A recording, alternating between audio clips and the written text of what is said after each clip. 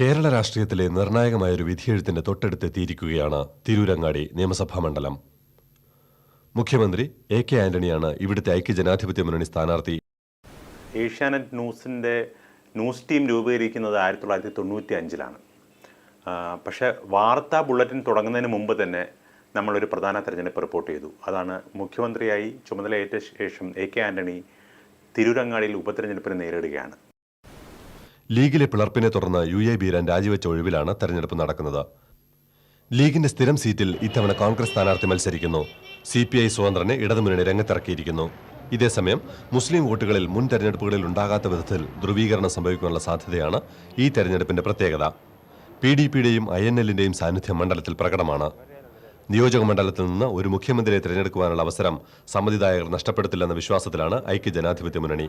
ചില ഇതിനൊക്കെ മൂല്യങ്ങളൊക്കെ ജനങ്ങൾ പ്രാധാന്യം കൽപ്പിക്കും. ആ മൂല്യങ്ങളാണ് ആന്റണി ഉയർത്തിപ്പിടിക്കുന്നത്. അതുകൊണ്ട് ആന്റണിക്ക് അനുകൂലമായ നമ്മളാരും പ്രതീക്ഷിക്കാത്ത നല്ലൊരു വിധിയായിട്ട് തിരൂരങ്ങാടി ഉണ്ടാകും. അന്നത്തെ രാഷ്ട്രീയ ചിത്രം പരിശോധിച്ചാൽ ആന്റണിയുടെ എതിർ സ്ഥാനാർത്ഥി പ്രശസ്ത വിദ്യാഭ്യാസ വിചക്ഷണനായ ഡോക്ടർ NA കരീമാണ്.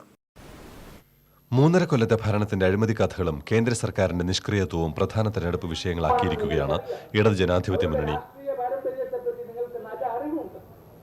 ബാബറി മസ്ജിദിൽ തുടങ്ങി ചരാരി ഷെരീഫ് വരെയുള്ള മുസ്ലിം പ്രശ്നങ്ങൾ അവർ ആയുധമാക്കിയിരിക്കുന്നു.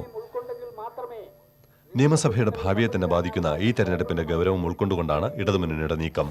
അദ്ദേഹം AK ആന്റണിയുമായിട്ടുള്ളൊരു മത്സരം, ആ മത്സരത്തിൻ്റെ ഒരു അവസ്ഥ തന്നെ നമുക്കൊന്ന് ആലോചിക്കാൻ നോക്കും. എത്ര മാന്യമായ മത്സരം! ഈ ഉദാരവൽക്കരണത്തിൻ്റെ പേരിൽ നടക്കുന്ന കൊള്ളരുതായ്മ, അതിൻ്റെ പേരിൽ ജനങ്ങൾ അനുഭവിക്കുന്നു, ചെറുകിട കൃഷിക്കാരനുഭവിക്കുന്ന ദുഃഖങ്ങൾ, ഈ നിയോജക മണ്ഡലത്തിലുള്ള തീരപ്രദേശങ്ങളിലെ മത്സ്യത്തൊഴിലാളികൾ അനുഭവിക്കുന്ന ദുരിതങ്ങൾ, പാവപ്പെട്ടവരും സാധാരണ ഇടത്തരക്കാരും അനുഭവിക്കുന്ന വിലക്കയറ്റം മൂലമുള്ള ദുരിതങ്ങൾ, ഇങ്ങനെ എല്ലാ ഇഷ്യൂസും ഞങ്ങൾ ഹൈലൈറ്റ് ചെയ്യുന്നുണ്ട്.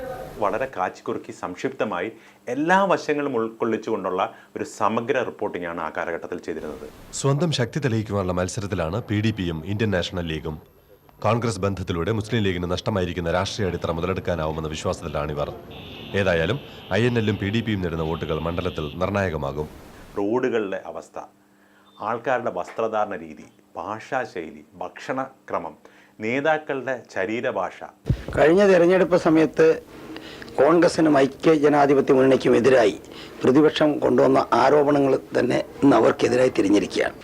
These 18 months period of political turmoil, period of political confusion, period of total instability at the center with adverse impact both on the international image as also on our national economy. തെരഞ്ഞെടുപ്പിൽ സ്വാഭാവികമായിട്ടും വിജയത്തിൻ്റെ അടിസ്ഥാന ഘടകം നിലവിലുള്ള രാഷ്ട്രീയ സാഹചര്യമാണ്. ഈ മണ്ഡലം ഇടതുപക്ഷ ജനാധിപത്യ പ്രസ്ഥാനത്തിന് വലിയ രാഷ്ട്രീയ പിൻബലമുള്ള മണ്ഡലങ്ങളിലൊന്നാണ്. കോൺഗ്രസുമായി നിസ്സഹരിക്കുകയോ അല്ലെങ്കിൽ വിരോധം പ്രകടിപ്പിക്കുകയോ ചെയ്യുന്നൊരു വലിയ വിഭാഗം ഇപ്രാവശ്യം ഒരു പ്രേരണയും കൂടാതെ തന്നെ അന്ന് വോട്ട് ചെയ്യും. എതിരാളി ലേശം വീക്കും, ഞങ്ങൾ ഏറ്റവും നന്നായി സംഘടന ഉള്ള പാർട്ടികളുമാണ്. അതുകൊണ്ട് അതാണ് ഏറ്റവും അനുകൂലമായ ഫാക്ടർ.